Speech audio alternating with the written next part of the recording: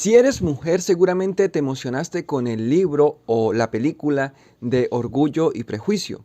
Pero, ¿qué relación existe entre esta romántica historia y la Biblia?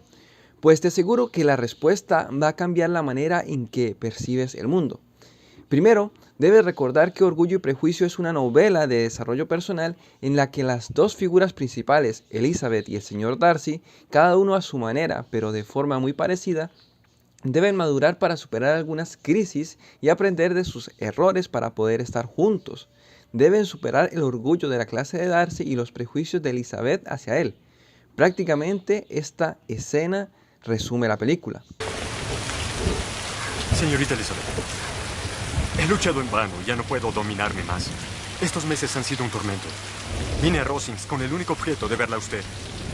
He luchado contra mi buen juicio, contra mi familia, la inferioridad de su cuna, mi rango y muchas cosas más, pero estoy dispuesto a hacerlas a un lado y pedirle que acabe con mi agonía. No entiendo qué... La amo. ¿Qué? ¿Qué? Con toda mi alma. Por favor, haga el honor de aceptar mi mano. Señor, yo aprecio todo lo que ha sufrido y lamento mucho causarle dolor. Créame, no lo hice de forma consciente. ¿Esa es su respuesta? Sí, señor. ¿Usted se burla de mí?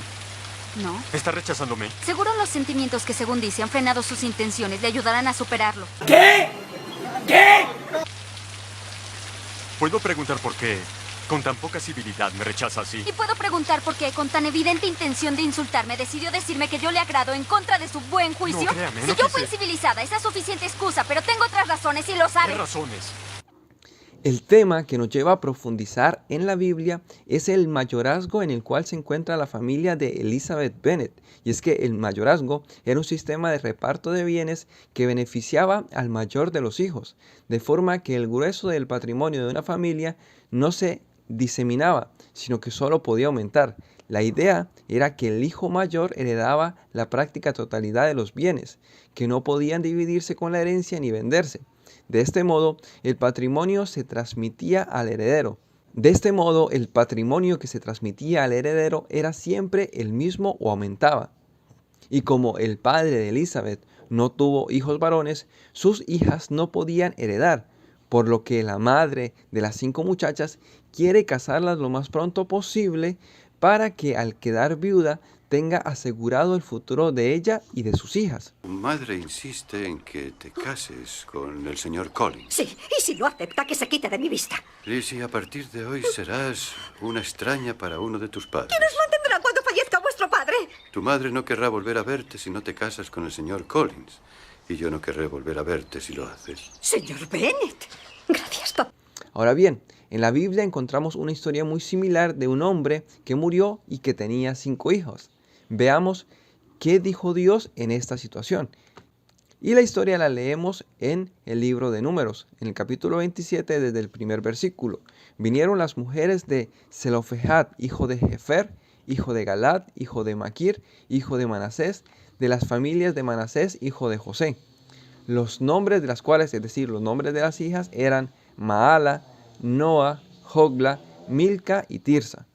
Y se presentaron delante de Moisés y delante del sacerdote Eleazar, y delante de los príncipes y de toda la congregación a la puerta del tabernáculo de reunión. Y dijeron: Nuestro padre murió en el desierto, y él no estuvo en la compañía de los que se juntaron contra Jehová en el grupo de Coré, sino que en su propio pecado murió y no tuvo hijos. ¿Por qué será quitado el nombre de nuestro padre de entre su familia por no haber tenido hijo? Danos heredad entre los hermanos de nuestro padre. Y Moisés llevó su causa delante de Jehová, y Jehová respondió a Moisés diciendo: Bien dicen las hijas de Zelofehad, les darás la posesión de una heredad entre los hermanos de su padre, y traspasarás la heredad de su padre a ellas. Y a los hijos de Israel hablarás diciendo: Cuando alguno muriere sin hijos, traspasaréis su herencia a su hija. Si no tuviere hija, daréis su herencia a los hermanos, y si no tuviera hermanos, daréis su herencia a los hermanos de su padre. Y si su padre no tuviera hermanos cercanos de su linaje, si su padre Y si su padre no tuviera hermanos, daréis su herencia a su pariente más cercano de su linaje, y de éste será. Y para los hijos de Israel esto será por estatuto de derecho, como Jehová mandó a Moisés. Según la ley de Dios, las hijas podían heredar, es decir, Elizabeth Bennet sí podía heredar la herencia, valga la redundancia, de su padre.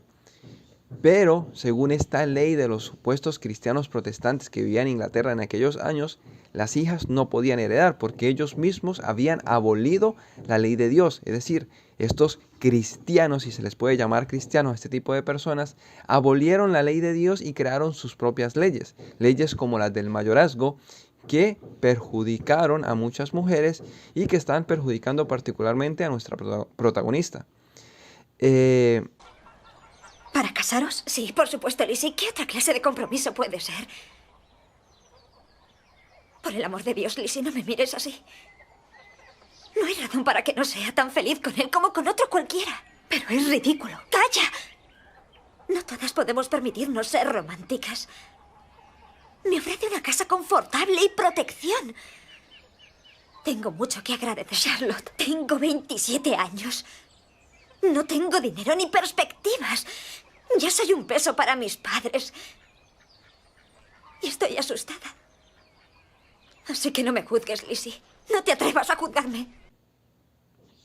Pero esto no es algo extraño. Esto es algo muy común tanto en los protestantes como en los católicos. Ambos supuestos cristianismos, ambas maneras del cristianismo, ambas sectas del cristianismo, enseñan que la ley de Dios fue abolida, destruyendo así ese gran consejo, esa gran instrucción que nos da Dios, que es su ley. La ley de Dios es una instrucción de cómo debemos vivir.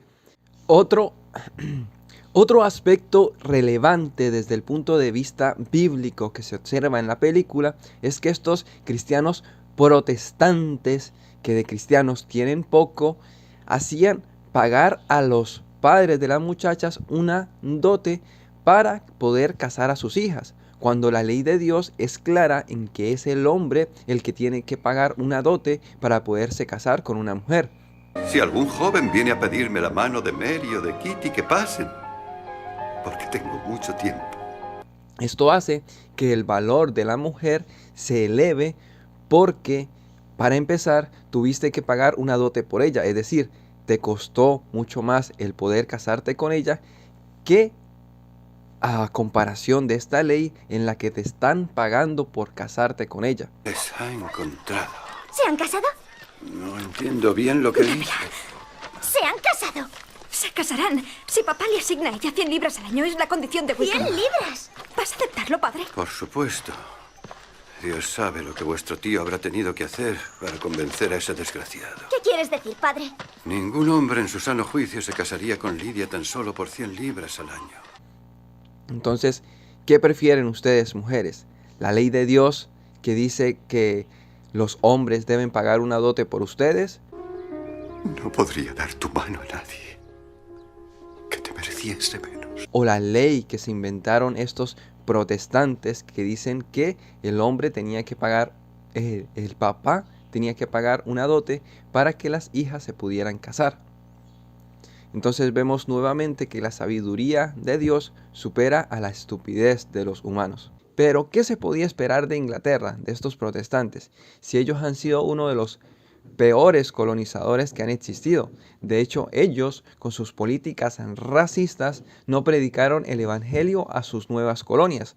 De hecho, ellos han mantenido un racismo tan fuerte que es tan evidente al día de hoy que a Cavani, un uruguayo, un latinoamericano como nosotros, le pusieron una multa y lo sancionaron durante varios partidos por decirle negrito a un compañero. Es decir, estos racistas creen que decirle negro a una persona está mal porque ellos trataron mal a los negros.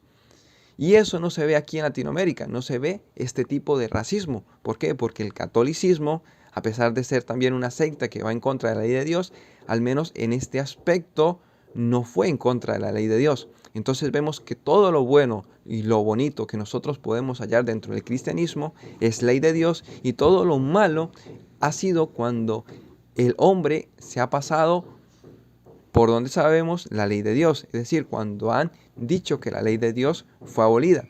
Y de hecho existe un canal de YouTube que hace una comparación entre los católicos y los evangélicos en este tema. Y el canal se llama Brigada Antifraude, y aquí les voy a mostrar un fragmento de uno de sus videos donde muestra la diferencia entre el mestizaje que hicieron los católicos en Latinoamérica comparados con el racismo que caracterizó a estos protestantes evangélicos de Inglaterra. Pues vamos a hacer un repaso de las mayores maravillas que ha logrado el Imperio Británico a lo largo del mundo. Recordemos que una de las bases culturales de este imperio es su religión anglicana, una religión que tiene sus orígenes en un rey que decapitó a 2 de sus esposas. ¿Qué podía salir mal? El Imperio Británico fue caracterizado por un fuerte supremacismo blanco anglosajón protestante, que sin duda marcó todas las acciones anteponiendo su raza superior por encima de la supervivencia de todas aquellas a las que logró someter. El mestizaje de los anglosajones fue casi nulo en todas sus colonias. Fue por ello que los colonos británicos norteamericanos iban sistemáticamente desplazando a los indios de sus tierras para poder expandirse. No es de extrañar que las autoridades británicas promovieran que se repartiesen sábanas con viruela entre la población india para contagiarlos y diezmarlos. Los colonos ingleses comenzaron el genocidio de los indios del norte y sus hijos, los estadounidenses, lo culminaron, siendo Norteamérica la única región donde los pocos que quedaron fueron recluidos en reservas. Buena parte de los indios del oeste habían sido previamente integrados al Imperio español y evangelizados, como el famoso indio Jerónimo que hablaba español, y los protestantes los desplazaron de sus tierras o los masacraron. Los puritanos ingleses fueron además los únicos de todo el continente americano que ejecutaron brujas, inaugurando esta costumbre en el Nuevo Mundo. La mayor parte de católicos españoles, por el contrario, nunca creyó en esta superstición, la practicaron muy poco en la península y la Inquisición la terminó prohibiendo por ser absurda. En Australia, los aborígenes corrieron igual o peor suerte siendo igualmente borrados o relegados en reservas, y sufrieron maltratos hasta bien avanzado el siglo XX. Hasta finales de los años 50, todavía los anglosajones encadenaban a los aborígenes, incluidos niños, que otro resultado cabría esperar cuando se convirtió a Australia en un vertedero de presidiarios a los cuales se les dio tierras y armas para que colonizaran la isla, y poco a poco, masacre a masacre, fueron comiéndole el terreno a los aborígenes. En el siglo XIX, en la colonización de África, no borraron a la población porque ésta era mucho más numerosa, por lo que simplemente masacraron a una parte y la otra la transformaron en una casta de tercera categoría, ya que en la segunda estarían los irlandeses. África fue además la despensa de esclavos para suplir a otras colonias, muy en especial las de Norteamérica. Inglaterra era el segundo comerciante de esclavos más importante del mundo después de Portugal. Después de ver el video, es evidente que la ley de Dios es supremamente más sabia que las leyes y regulaciones que se han inventado los supuestos cristianos, evangélicos y católicos, los cuales han despreciado la ley de Dios. Y si tú crees que la ley de Dios fue abolida, pues te reto a un debate para que lo subamos y mostremos cómo tú estás a favor de leyes terriblemente injustas que se predican dentro de tu iglesia y que causan un gran y terrible daño a la sociedad. Quiero que vengas y defiendas lo que enseña tu iglesia para que veas que lo que enseña tu iglesia solamente trae pobreza y miseria, lugares donde habrían menos presos, menos injusticia y mucha más santidad sin la presencia y las enseñanzas de tus iglesias, que son falsas iglesias que no son cristianas. Dicen ser cristianas, pero en la práctica enseñan todo lo contrario al cristianismo, pues crean leyes y mandamientos de hombres e ignoran los mandamientos y las leyes de Dios. Bueno, este fue el video de esta semana. Si te gustó, dale un me gusta, y si no le gustó, pues te invito a debatir nuevamente. Y te dejo con la bendición arónica que dice: que Jehová te bendiga y te guarde, que Jehová haga resplandecer su rostro sobre ti y tenga de ti misericordia, que Jehová alce sobre ti su rostro y ponga en ti paz.